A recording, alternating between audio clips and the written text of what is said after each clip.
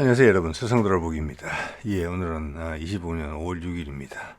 자, 화요일인가요? 예, 화요일이네요. 자, 정치노평국시로 하나 골랐고요. 제가 그도 말씀드립니다만은 세계사적으로 중요한, 우리나라에서 뿐만이 아니라 세계사적으로 중요한 한 달이라는 시기가 남았죠. 이제 남았고, 저는 이거를 살펴볼수록 한 스테이지에서 다음 스테이지로 넘어간다고 했을 때 세상이 그 꼭지점에 도달해 있다. 시기가, 그 물리적 위치는 한반도다. 많은 것이 매여 있다. 그래서 구세력과 신세력의 한판 싸움이 벌어진다. 예전 같았으면은 여기서 전쟁이 나야 되는 판이다. 그 전쟁을 종용하는 세력이 있다. 그 모든 것의 축소판이 지금 한국에서 벌어지고 있다. 이 상황에서 푸틴의 한반도를 어떻게 보느냐. 예, 이것도 그가 국가 간의 일이니까 여러 작업을 해온 것이 다 드러나 있죠. 그 결과물도 나오고 있고, 예, 어느 방향으로 몰아가고 있는지가 뚜렷이 나타납니다. 거기에 미국을 전쟁의 어떤 위험에서 꺼내서 거품을 빼려고 지금 시도를 하고 있는 트럼프가 맞장구를 치고 있는 거죠. 예. 거기에 이제 전 세계 기득권 세력들이 저항을 하고 있다. 우리도 그것의 축소판이고 농축판이다. 이렇게 이제 보시면 될 것 같아요. 그래서 지금 세상을 일단은 진단을 먼저 해야 되거든요. 그런데 지금 제가 뉴스를 잘 보진 않아서 모르겠는데, 지금 이렇게 유튜브 상에 저한테 이렇게 왔다리 갔다리 하는 기사들 제목을 볼 때, 지금 진실에 대해서 이야기를 해줄 수 있는 경우가 없어요. 예, 경우가 없어요. 그리고 호도하려는 시도만 있어요. 몰라서 안 하는 게 아니고 사실을 왜곡시키고 있어요. 큰 게임이죠. 거기는 언론도 선두에 서 있습니다. 소위 전문가라는 사람들, 교수라는 사람들 포함해서. 자, 그런 내용을 좀 말씀을 드려볼까 합니다. 진단부터 해야 돼요. 진단부터. 지금이 전 세계가 위기냐 아니냐, 이것을 진단해야 됩니다. 먼저. 여러분 어떻게 생각하십니까? 저는 위기라고 봅니다. 뭔가 큰 새로운 탈출구가 나와야 돼요.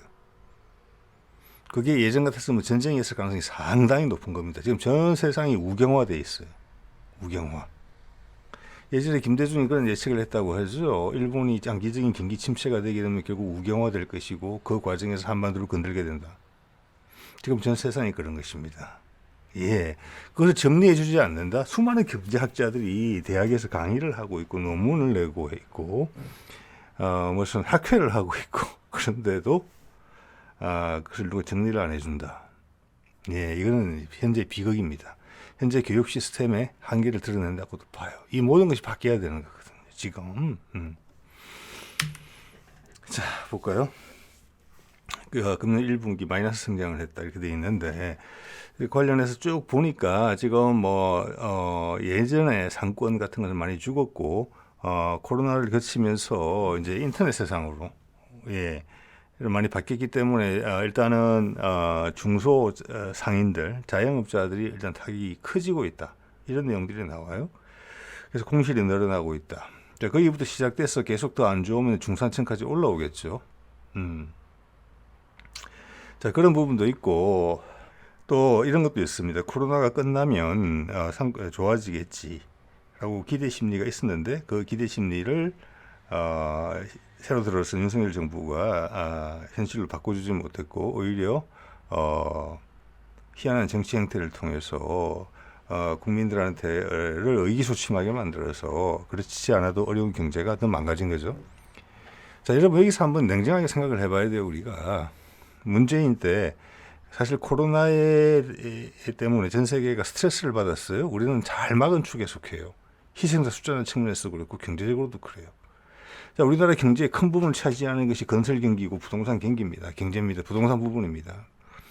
그래서 아파트 값에 약간 바람을 줬지요. 그런데 우리 경제가 워낙 잘 버텼기 때문에 아파트 값이 많이 올랐어요. 자, 그런 과정에서 이제 집권 말에는 대출을 중단한다는 것은 예고를 하고 뺐어요. 거품을. 그 과정에서 나타난 어떤 여러 가지 감정적인 요인들을 윤석열 쪽에서 국민의힘 쪽에서 잘 활용해서 이간질을 시켰다고 봐야 되는 거예요. 전반적으로 잘 막은 거예요. 아주 잘. 네.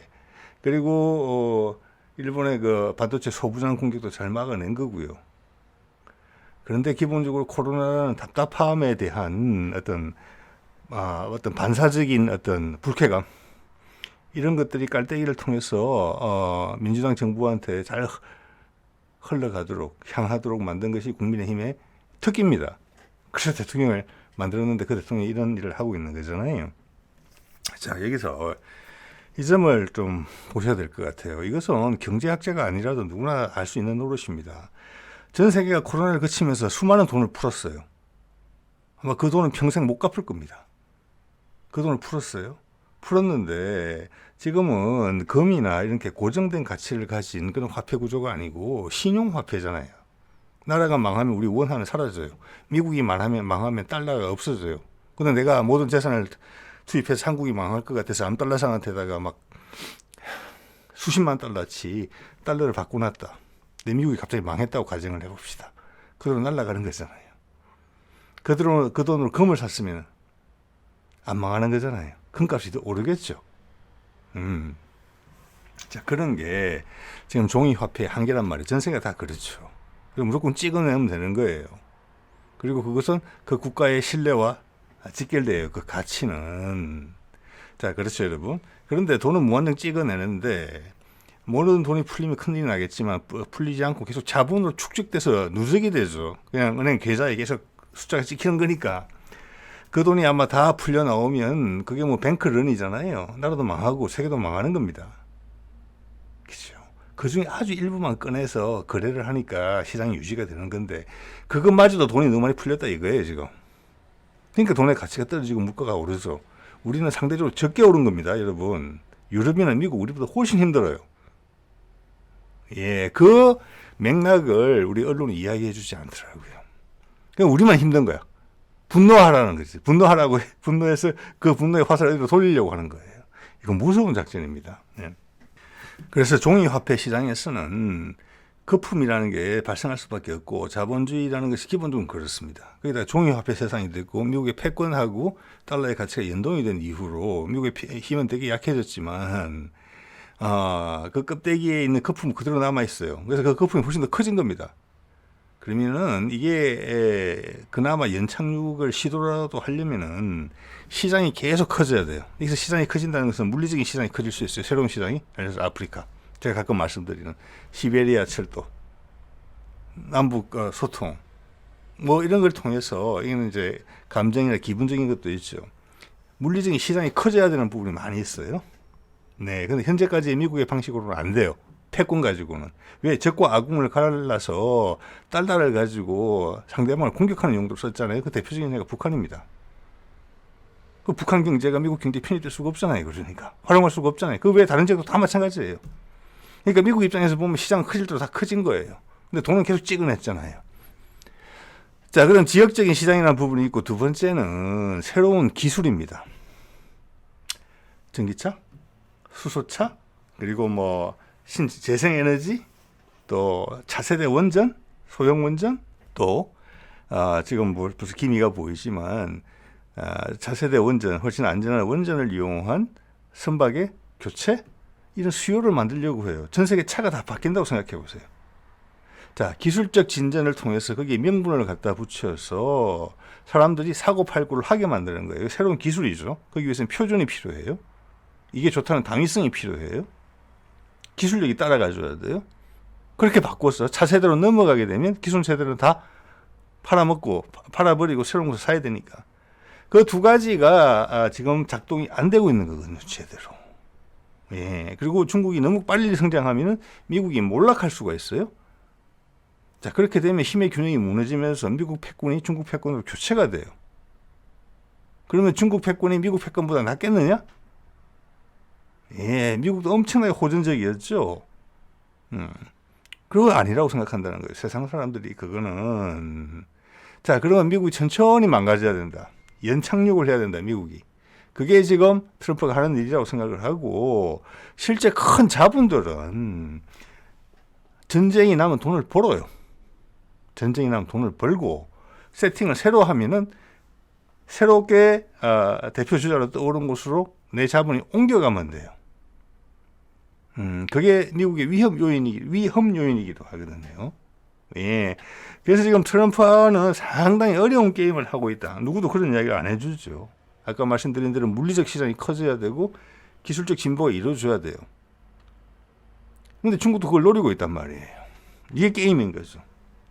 그래서 한반도가 핵심적인 위치에 있다. 그 모든 것을 미국이 해결하는 데 있어가지고 여기에는 푸틴이 깔아놓은 판이 크다. 즉 판을 읽는 힘이 푸틴은 대단하다. 저는 그렇게 봅니다. 자, 그렇기 때문에 기존의 세력들은 미국의 뭐 예를 들어서 딥스테이트라고 이야기를 하던 네오콘이라고 이야기를 하던 강경파, 매파라고 이야기를 하든지 간에 이번에는 베트남전, 한국전하고 달리 자기들을 미군 병사 한 명도 희생시키지 않고 우크라이나군을 이용해서 러시아를 보내려고 했는데 실패한 거잖아요. 그거는 미국한테 실패가 아니다라고 생각하는 거예요. 그래서 이번에는 좀 더 과감하게 가자. 이렇게 충분히 생각할 수 있는 여지가 있다는 겁니다. 예. 그러면 세계 전쟁이 되는 거예요. 그리고 여기에 기존의 이제 기득권 세력의 대표 주자라고 볼 수 있는 G7의 영국, 프랑스 이런 데가 지금 거기도 대중들은 괴리돼 있어요. 거기에 지배층들, 빨대를 꽂아왔던 그들이 이 전쟁을 계속 끌고 가자 하면서 맞서고 있는 거잖아요. 트럼프한테, 푸틴한테. 자, 그러려면 한반도 소통이라는 부분이 엄청나게 커지는 거거든요. 정치적인 메시지, 전 세계적인 희망, 그리고 중국의 생산력을 상당 부분 대체할 수 있는 더 저렴하게, 더 빨리, 더 좋은 품질로 해줄 수 있는 중국을 일정 부분, 중국이 차지하고 있는 세계 시장에 차지하는 부분을 10%, 20%도 떼먹을 수 있는 그런 생산 기지 역할을 북한이 해줄 수 있다.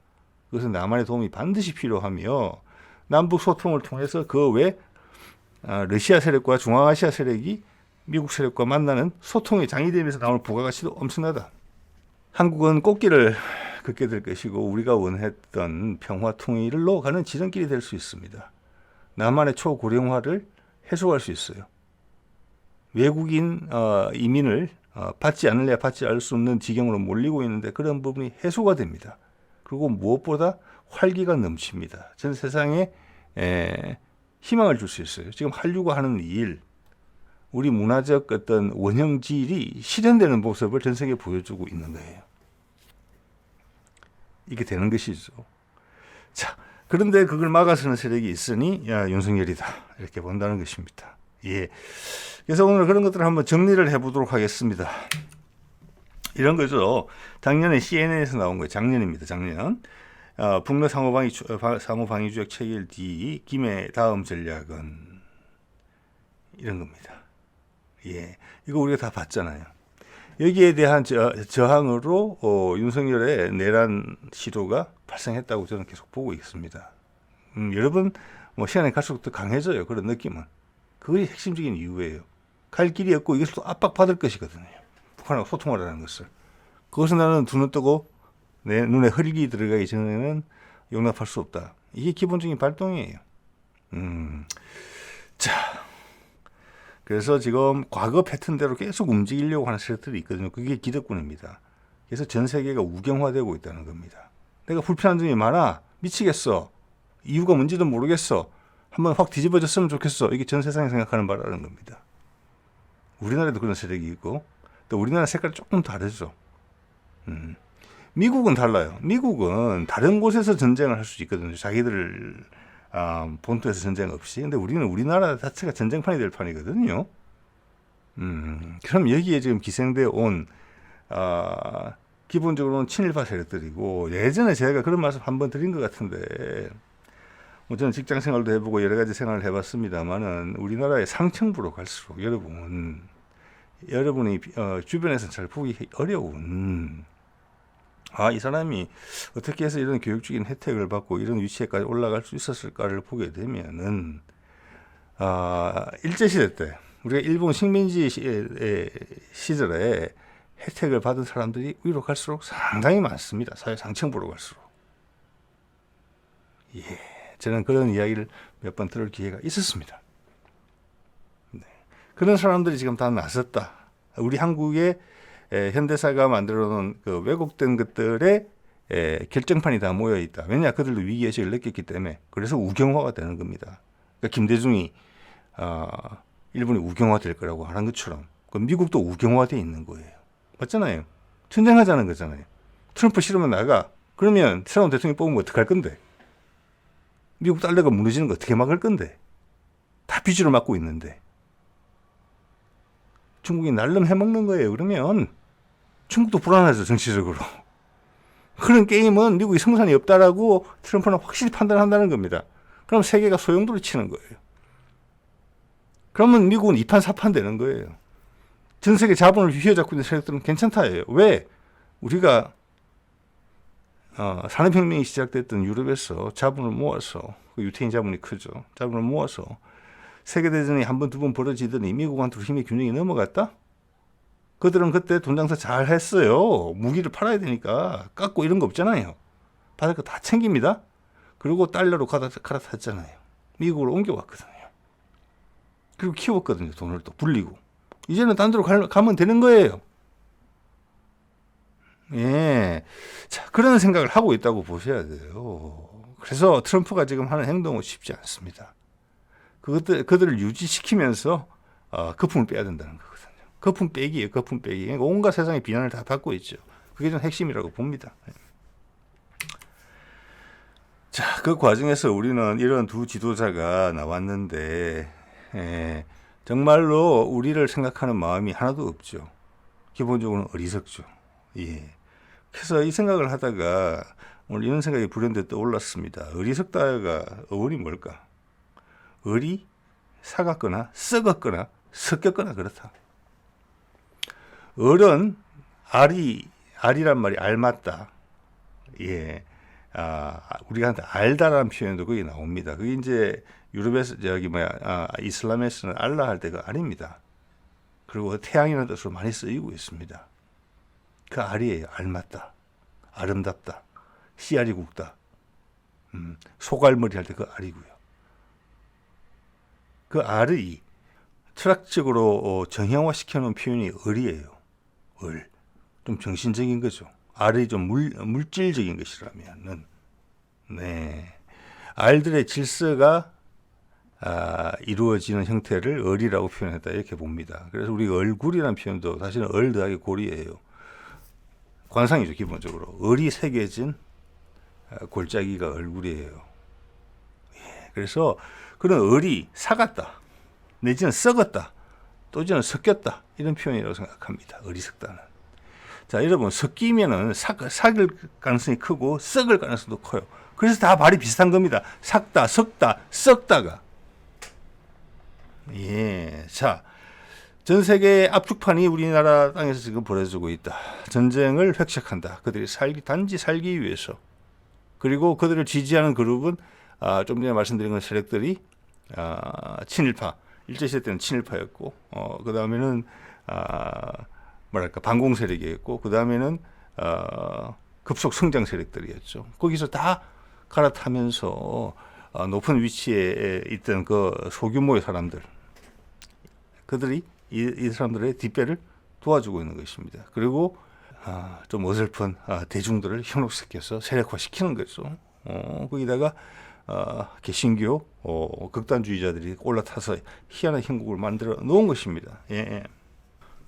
자, 이거 제가 정치 논평을 하게 된 계기가 됐었죠. 윤석열의 당선이고, 이게 윤석열 당선될 때 때 당시에 선거날 제가 올렸던 영상의 제목입니다.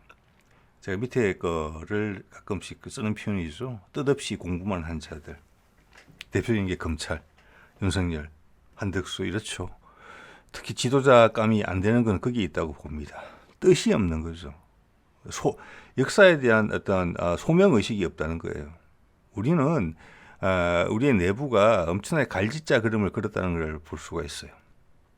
김대중, 노무현, 문재인 상당히 다른 나라에서 보기 어려운 이 세상에 되게 아웃사이더적인, 전 세계의 지도자를 평균으로 보더라도 아웃사이더적인, 그렇지만 국민의하고 시선을 맞추려고 노력했던 자기가 이 역사에서 내가 이 땅에 이 순간에 뭘 해야 될지에 대해서 소명의식이 있었던 사람들로 봐진단 말이에요. 솔직하게 말씀드리는 겁니다. 네. 그런 사람도 있었던 반면에 또 희한한 사람들도 많아요. 이거 대표가 윤석열이잖아요. 자, 안철수가 윤석열이 당선되고 인수위원장이 됐어요. 그래놓고 첫 한 말이 뭡니까? 문정부가 실패한 이유가 공약을 너무 잘 지키려고 해서 그랬다. 안철수가 박경철하고 같이 손을 잡고 북 콘서트 이런 걸 하면서 뜨기 시작했죠. 책을 많이 보고 똑똑하고 그거 박경철도 그랬죠. 박경철은 사라진 지가 좀 오래됐죠. 개인사적인 이유로. 그런 안철수가 대표적인 뜻없이 공부만 한 자들입니다.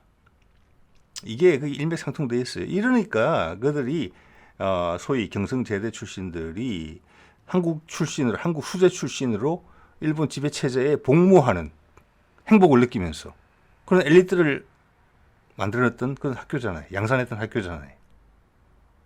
그게 뜻없는 거잖아요.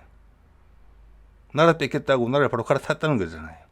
그들 세력들이 계속 이어져 있는 겁니다. 상층부에 많다는 말씀 제가 드렸죠.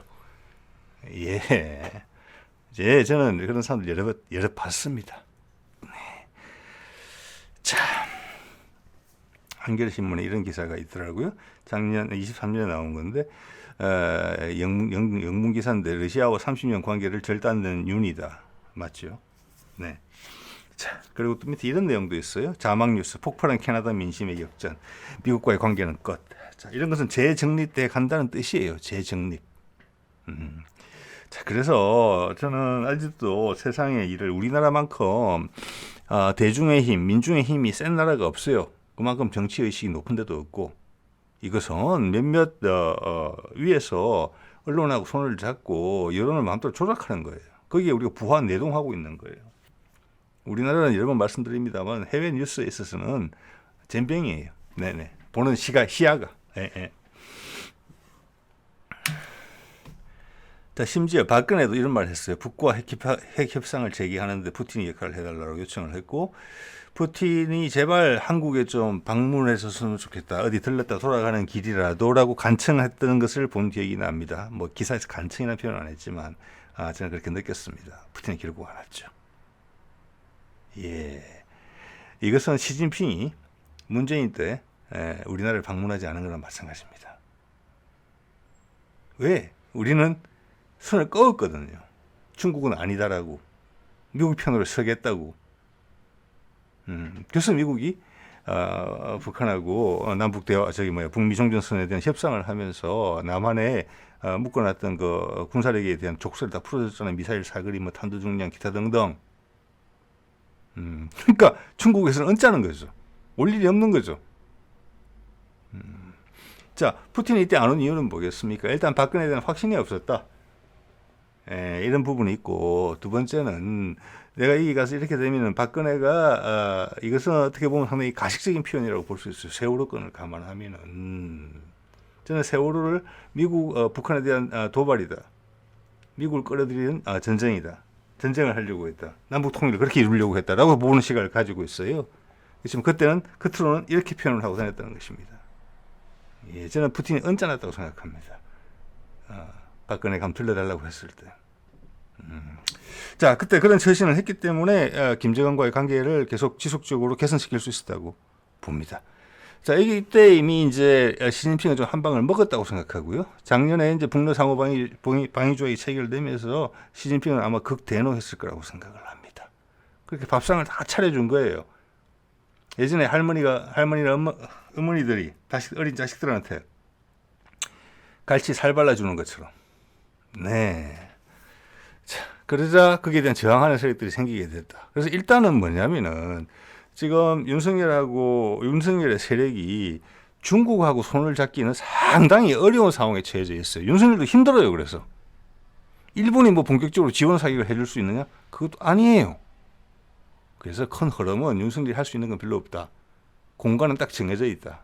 그렇지만 그 공간에서 선제적으로 내가 깽판을 칠 여지는 엄청나게 많다. 이미 시작됐다. 5월살 들어가면서 이렇게 본다는 겁니다. 네.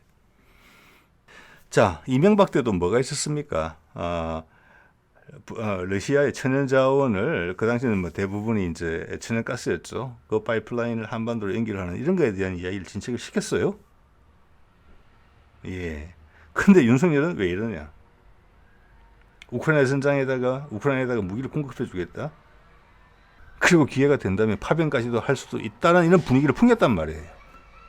결국 윤석열이 내란으로 몰려나갈 부족한 요건으로 결국 내란을 저지른 가장 큰 요인은 푸틴이에요. 푸틴. 예. 자, 푸틴이 그렇게 했다는 것을 박근혜를 이렇게 매몰차게 대하고 그다음 문재인이 됐을 때 문재인과 진도를 엄청나게 많이 냈다고 봐야 되는 거예요. 근데 트럼프, 김정은 그리고 푸틴은 그것도 드러나지는 않았지만 조율이 됐다고 봅니다. 그래서 그때 아마 북방 정책이라는 걸 했어요. 북방 정책이라는 걸 하고 남방 정책이라는 걸 했어요. 예, 북방 정책은 당연히 그래서 러시아랑 연결되는 부분이에요. 그래서 중앙아시아 국가들하고 관계를 돈독히 하고 동유럽까지 갔었죠. 지금 폴란드, 헝가리 이런 데까지. 그리고 이집트에 공을 들인 흔적이 보인단 말이에요. K9 팔면서. 이집트는 뭡니까? 나중에 가자 전쟁이 끝나게 되면, 잘 해결되게 되면은 아프리카 시장으로 열리는 길목이에요. 자, 그런 포석들이 있었다. 그것이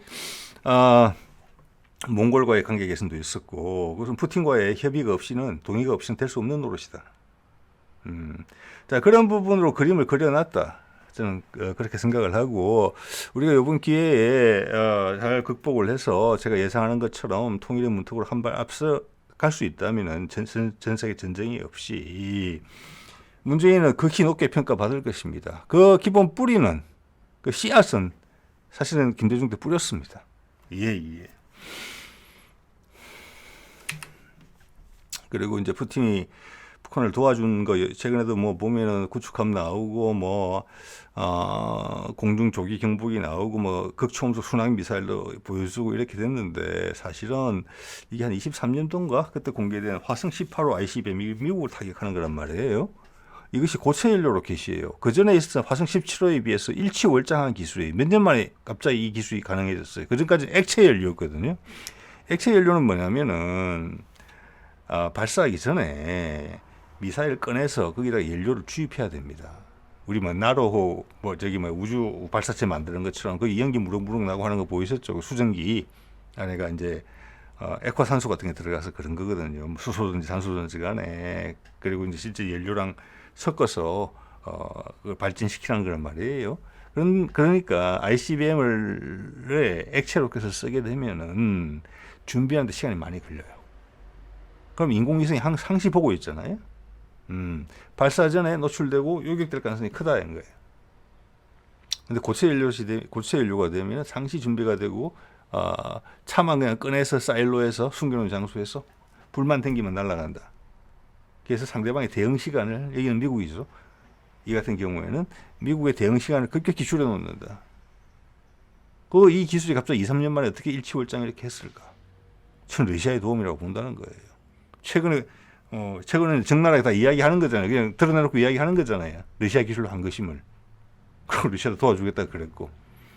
이래서 미국이 화가 났을 때, 또 미국이 자기가 불안정해서 세계를 수석거리고 싶을 때, 지금 같은 상황이 딱 그렇단 말이에요. 바이든 때처럼. 그랬을 때 전 세계를 선과 악의 결전장으로 만들어서 상대를 악으로 삼고, 그런 여론작업은 엄청나게 오랫동안 해왔잖아요. 수십 년에 걸쳐서. 그걸 때리려고 할 때 북한이 후보군에서 빠지게 되는 겁니다. 이란도 그런 식으로 도와줬을 거예요. 러시아가. 그래서 이란도 때릴 수가 없어요. 만만한 나라가 없는 거예요. 그리고 미국의 군사력은 지난 3, 40년에 걸쳐서 국방비는 계속 꾸준히 최고를 찍었지만 내실은 엄청나게 떨어져 있습니다. 그럼 여러분은 느끼실 겁니다. 제 국방농단 계속 보시는 분들은. 자, 이렇게 작업을 앞뒤로 다 한다는 겁니다. 그래서 미국이 북한을 건드리지 못하게. 그러니까 트럼프가 등장하면서 하는 말이 뭡니까? 북한하고 협상을 해야 된다. 북한의 핵 기술, 우리한테 위협이 된다. 사이버 테러 기술도 위협이 된다. 그런 내용을 제가 과거에 말씀드린 바가 있고요. 그리고 바이든이 한 결정적 실수는 이겁니다. 쿠르스크를 공격하게 하는 겁니다. 러시아 국토를 공격하게 했죠. 이것은 바이든의 또 미국의 딥스테이트의 큰 실수입니다. 기다렸다는 듯이 북한군 투입했어요. 북러 상호방위 조약 맺은 것이 작년 뭐 6월 달 이런 것이고 쿠르스크 투입한 게 10월 11월 이럴 거예요. 그래서 러시아에서 이렇게 이야기하는 거잖아요. 쿠르스크 해방에 기여한 이들의 깊은 경의를 표해. 그러고 나서 뭐 600명이 죽었다, 몇천 명이 부상당했다라는 정보가 흘러나왔어요. 그 말은 러시아가 북한에 그만큼 힘세를 줬다는 거예요. 상호방위 조약은 실행력을 가진 조약이다. 이미 실행했다. 북한이 러시아를 도움으로써 이렇게 논리가 형성되는 거예요. 근데 우리는 한반도에서 지금 싸움질을 벌이려고 남쪽에서 계속 긁었잖아요. 이 말은 뭐냐? 우리 군부한테 강력하게 메시지를 때리는 거예요. 너희 또 지난번쯤 이상한 짓 해서 지금 윤석열이 궁지로 몰려 있는데 한 달 남은 기간에 왜 최근 들어서 북한이 신무기 공개를 급격하게 많이 하고 있으니까 저 다 바로 느끼는 거예요.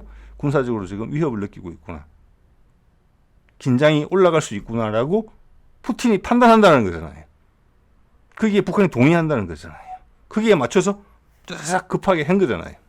위험하다는 겁니다. 그래서 제가 어떤 느낌이 와가지고 위험하다는 게 아니고 그것을 근거로 위험하다고 이야기하는 것입니다. 그러면 한반도 내에 있는 주한미군의 남한에 있는 주한미군의 긴장 상태도 상당히 올라가 있을 것이다. 여러 선에서 압박이 들어오고 있을 것이다. 한덕수한테. 현재는 그가 책임자니까. 뭐 대선 후보로 나왔으니까 그것도 애매모호해지죠. 아마 회피하고 이런 식으로 할 겁니다. 그래서 그런 말씀을 드리는 겁니다. 우리 군부가 움직이지 않을 것이다. 예. 자, 요즘 그 상권이 안 좋은 게 또 하나가 뭐냐면 회식 문화가 요즘 20, 30대에서 많이 사라졌다고 해요. 우리 때랑 다르다고 합니다. 그때는 두주불사 이런 게 있었잖아요. 네. 그런 문화가 없어졌고, 또 물가가 오르고 그런 것도 있겠지만, 요리에 대한 시각도 많이 바뀌었어요, 남자들도. 저도 요리 종종 하거든요. 내 입맛에 맞는 것을 해 먹으려면 결국은 내가 해 먹어야 되더라고요. 그럼 맛집을 찾아다니는 것도 있지만. 그래서 그런 젊은 세대 군인들이 우리의 디지털 기술과 더불어서 부도덕한, 옳지 못한 그릇된 명령을 차버리는 거잖아요. 거기다가 이런 압박이 있다. 이거 이상으로 무슨 압박이 있습니까? 너희들 다시 예전처럼 북한을 찝쩍거리면 러시아군이 600명이 죽을 때까지 올 수 있다. 최소한 그렇게 해석할 수 있는 거지 않습니까? 예. 자, 이렇게 틀을 다 만들어주고 중국을 반란했어요. 예. 자, 여러분 트럼프 당선되고 나서 대만 해협에서 군사적 긴장이 고조됐다. 뭐 중국군이 훈련을 했다 이런 내용은 있었지만 그런 기사가 예전보다 확 줄었죠. 예.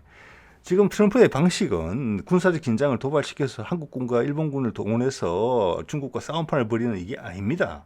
아닙니다. 다른 방식으로 건드려요. 예. 자, 이게 이제 하나의 신호인데 우크라이나하고 미국하고 광물 협정을 체결했다. 예. 이것도 많이 이제 우리나라 언론 보도에서는 좀 이렇게 뒤틀더라고요. 자, 여기서 조약에서 러시아의 침공을 인정하는 부분이 있었다. 그것을 조금 조명을 하더라고요. 제가 짧게 보기에는 그 정도는 푸틴이 양보할 겁니다. 공격한 건 맞으니까 직접적으로 침공한 게. 그렇지만 침공을 유도한 건 미국이고 거기서 가운데서 이러지도 못하고 저러지도 못하고 질질 끌려다니다가 자국민 100만 명 이상을 살상시킨 젤렌스키가 바본 거죠. 자, 광물 협정을 체결했다. 이거는 비즈니스로 해결하겠다는 부분이 이제 처음으로 등장을 한 거고요. 이 협상이 이제 늦어지고 있는데 이거는 하나 지점을 찍었다고 봅니다. 이거 예전에 젤렌스키가 미국 와가지고 집에 치우고 그냥 간 거잖아요. 그때 한 달 정도 됐나요? 그게 이제 된 거예요. 이건 제대로 가고 있는 거예요. 그래서 자, 이거는 뭐냐면은 거기에 있는 히토류 가지고 미국이 쏟아부은 전쟁 비용을 갚겠다는 거예요. 재건 기금을 설립하는데 미국은 이미 돈을 다 태운 거예요. 무기로. 예. 그래서 이것을 단어의 표현을 이렇게 하면 안 되고 핵심은 뭐냐 그러면 이것을 뭐 영국과 프랑스가 여러 가지 방해 공작을 했지만 기본적으로 이 틀에 우크라이나가 끌려 들어왔다는 겁니다. 예, 비전리스로서 늘 지켜줄게. 예, 그거는 러시아도 오케이 한다.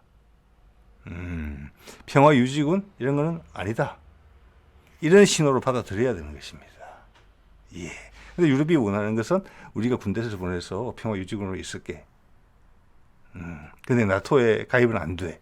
뭐 지금 이미 나토는 와야 된 거예요. 이런 과정에서 미국이 빠져나갈 거니까. 그래서 이건 하나의 진전으로 본다는 것이고, 이런 것이 이제 북미 종전으로 연결되게 되면은 이것이 이제 아주 큰 스케일로 짧은 기간에 벌어진다. 그래야지만 미국이 산다. 중국에 타격을 주면서. 예, 한반도를 살 수밖에 없는, 번영의 길로 갈 수밖에 없는 것이다. 지금 약간 체증이 있는 몇 가지 부분이 해소가 되는 부분이 있다. 여러분 생각해 보십시오. 박근혜도 통일은 대박이다라고 했잖아요. 예, 통일은 대박 맞죠. 여러 가지가 많이 다 해소가 되는 부분이 우리한테 민족적으로 하나가 된다는 그런 소명이 달성되는 것은 당연한 것이고.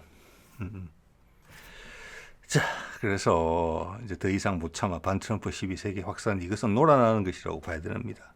이런 대형 자본, 언론의 뒤에 있는, 언론 자체도 큰 자본이지만 그 자본들이 요구하는 대로 놀아나고 있는 겁니다. 그들이 트럼프에 반대하고 있는 것입니다. 그들은 기득권 세력입니다. 이대로가 좋다. 그럼 대안이 뭔데? 그럼 트럼프가 없고 까말라 해리스가 바이든의 이 뒤를 이어서 대통령이 됐으면 미국이 나아졌겠습니까? 전 더 위험해졌다고 보거든요. 그 점 한번 생각해 보세요. 예. 자, 그래서 이런 언론 보도만 보다 보면은 사람의 마음이라는 게 손바닥 뒤집듯이 몇 개월 만에 이성을 잃어버리고 이쪽에 가서 붙었다가 저쪽에 가서 붙었다가 그렇게 되는 거예요. 내가 없어지는 거예요. 내가. 그래서 언론을 안 보게 되는 것입니다. 왜? 나를 힘들게 하고 헷갈리게 하니까 오히려. 이것도 거품인 거죠. 엄청나게. 자, 위에 또 누군지는 모르겠습니다만 이런 제목이 보여서 가져온 겁니다. 트럼프는 소시오패스, 개인적인 공격까지 해요. 미국 대통령에 대해서. 결국 내전까지 간다고. 이건 악담 수준이라고 봐야 되겠죠. 더 이상 못 참아 반트럼프 시위 세계, 이런 어떤 그 내용보다도 강한 표현을 썼어요. 자, 이런 것들이 전문가, 이런 사람들이 하는 노릇입니다. 지금 그들은 우리 편에 있지 않아요. 예, 다른 편에 있습니다. 항상. 그게 그걸 구분하려면 이렇게 말할 수밖에 없는 거예요. 지배자하고 피지배자. 네. 세상은 아직 민주화되어 있지 않습니다. 네. 소위 우리나라의 전문가나 교수라는 사람들이, 박사라는 사람들이 미국에 대해서 이미 이렇게 험한 소리를 할 수 있는 지경까지 도달했다. 그 배경이 뭘까? 이런 것도 궁금하잖아요, 여러분. 그죠? 예. 그들 뒷배가 뭘까? 네. 이런 생각을 해보게 되고, 그렇기 때문에 좀 전에 이제 광물 협정을 체결했다는 부분, 미국과 우크라이나 사이에, 이것은 우크라이나 종전으로 가는 데 있어서의 어떤 진일보다, 이렇게 봐야 돼요. 좋은 방향으로 가고 있다는 것이죠. 그렇기 때문에 우크라이나 종전이 이루어진다면은 거의 동시에 미국과 북한의 종전선으로 갈 가능성이 큽니다. 미국 시간 많이 없거든요. 네. 그리고 지난번에 문재인이 이야기한 것처럼 그때랑 합의가 다 됐기 때문에 사인만 남았던 상황이고, 그것은 트럼프 때 한번 했었고, 내용을 다 가다듬은 게 있었고, 그걸 다시 바이든이 그대로 이어받아서 또 손을 본 것이에요. 두 번이나. 그러니까 트럼프 한 번, 바이든 한 번. 그게 다시 트럼프로 돌아왔단 말이에요. 손댈 게 거의 없다는 거예요. 주변에 여건이 달라진 것도 없고, 그 협정을 체결하는 것을 원하는 분위기가 더 세졌을 따름이에요. 왜? 중국이 제거됐으니까 이제. 북한이 미국 편에 서준다는 게 확신이 되는 거예요. 그걸 러시아가 보장을 해준 거예요. 실력 행사로서. 미국은 엄청나게 안전하죠. 그러니까 우크라이나 종전 협정만 잘 맺어지면은 미국과 북한 간의 종전선언은 바로 급물살을 타게 된다. 거의 동시에 발생할 수도 있다. 자, 그래서 저것을 누구도 크게 해석을 해주지는 않았지만 지금 윤석열과 한덕수에게는 상당한 타격으로 올 것입니다. 미국과 러시아의 한반도에 대한 지금 남은 대통령 선거까지 있어서의 그들이 긴장의 끈이 풀리지 않겠구나. 그래서 북한이 하루가 멀다 하고 계속 새로운 무기를 보여주는 거잖아요. 그렇죠? 그걸 느끼고 있을 겁니다. 그게 저 신호예요. 왜냐? 미국이나 푸틴 입장에서는 그림 다 만들어 놨는데 한국에서 이상한 대통령이 윤석열의 연장판이 윤석열의 아바타가 대통령이 되는 모습을 보고 싶겠어요? 한대수가 뭐라고 그랬습니까? 제가 밥 먹다가 잠깐 봤습니다. 개헌 이야기를 했고 제가 대통령이 된다면은 거국 내각을 한다고 그랬어요. 국민들은 관심 없는 내용이에요. 근데 왜 그 말을 제일 먼저 꺼냈을까? 그것은 우리나라 정치 세력한테 하는 이야기입니다. 국민들은 내각제 싫어요. 그렇지만 정치 세력들은 내각제 하고 싶어 해요.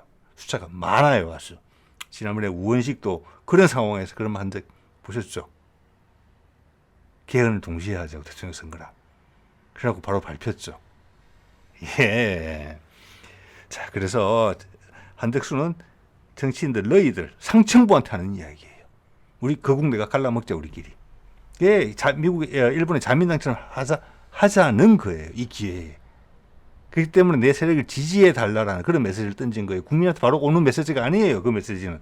거국 내각과 개헌은. 예. 어리석죠. 그렇지만 살고자 하는 일입니다. 자, 그런 거에 대해서 미국이 맞불로 지금 놓은 거예요. 우크라이나하고 광물협정 맺으면서. 그럼 한 단계 올라간 거예요. 협정을 맺었어요? 말씀드렸죠. 한 달 전인가 그때 미국까지 왔다가 트럼프랑 큰 소리 치면서 싸움하고 그냥 가버렸죠. 그때 광물협정 체결하러 왔던 거예요. 그게 이제 된 거예요. 어느 정도 분위기 잡혀간다는 겁니다. 그리고 북한이 계속 뭘 보여주는 거 있잖아요. 급하게. 그럼 그게 일맥상통하는 거예요. 윤석열과 한덕수는 압박을 다시 받고 있어요. 푸틴과 트럼프가 남한에 지금 남은 한 달을 바라보는 시선이 절대 부드러워지지 않고 있다는 거예요. 매 눈으로 보고 있다는 겁니다. 한국 내에서는 대부분도 휘리릭 그리고 또 환송됐기 때문에 거기서 또 이상한 일이 벌어질 수 있죠. 충분히 벌어질 수 있습니다. 예, 예상하기 어려울 정도로. 그렇지만 그 틀은 정해져 있다는 것입니다. 우리 군부는 못 움직입니다. 예, 그래서 제가 그런 말씀 드리는 겁니다. 윤석열은 물귀신 작전이라도 쓴다. 내가 못 먹으면 너도 못 먹어. 이런 식으로 갈 가능성도 상당히 높다라고 봅니다. 그리고 현재 내각이 다 죽어나가야 돼요. 대통령이 바뀌게 되면은 제대로 된 내란 조사를 할 거잖아요. 지금 제대로 된 내란 조사가 안 되고 있으니까. 네. 죽기 아니면 까무러치기죠. 그걸 큰 힘이 막아서고 있기 때문에 이것이 한반도의 전쟁으로 다시 또는 러시아군이 참전하는 형식으로까지 발전하지는 못하다는 게 제 판단입니다. 그렇지만 그 전 단계까지는 모든 걸 다 한다는 거죠. 자, 이게 보면은 국민이 판단할 것 민생 행보로 정면 돌파. 여기서 일단 윤석열 쪽에서 지금 우선권을 가지고 있다고 저는 봅니다. 배당된 날 첫 재판일 지정. 예, 이거는 거기서 선수를 둔 거예요. 선수를 윤석열이. 그래서 이건 어찌 될지 모르겠다. 일단 여기 지금 핵심 내용이기 때문에 재판을 해서 대통령 출마 자격을 없애든지 급하게 하고 있는 거잖아요. 또는 재판을 거부하게 되면은 거기에 또 맞대응이 당연히 있을 겁니다. 그 무리수의 크기가 갈수록 커지겠죠. 법이라는 그 아슬아슬한 비키니만을 입은 채로 하고 싶은 건 다 할 거예요. 아마. 네. 자, 오늘 말씀드리면 될 것 같습니다. 자, 오늘 여기까지 하겠습니다. 네.